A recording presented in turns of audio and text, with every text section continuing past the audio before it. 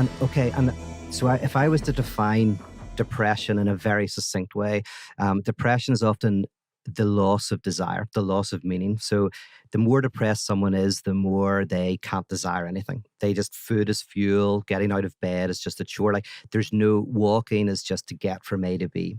That Hmm. your desire is no longer functioning. And a lot of overcoming depression is finding one's meaning, finding a way to find life and meaning in life.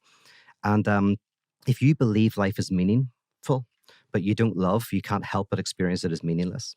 And if you're in love with something, a cause or whatever, even if you don't believe life is meaningful, you can't help but experience it as meaningful, right? Uh, So there's one of the things that's important for me is if I meet someone or myself and all meaning is basically gone. And by the way, the way that happens often is there's some object in your life that is what's called the object cause of your desire. So say you love somebody.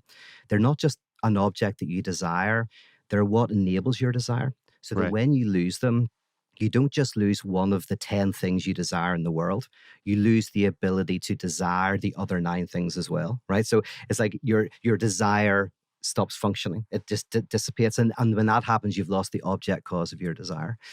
Um, the key is, and I would say this, thinking of Paul Tillich and maybe Viktor Frankl, is there's always, to be human is to always have some overvaluation, some sense of meaning, something. Even the most depressed of us, something gets us out of bed at night, in the morning. So Viktor Frankl, he would ask his clients, "Why have you not killed yourself?"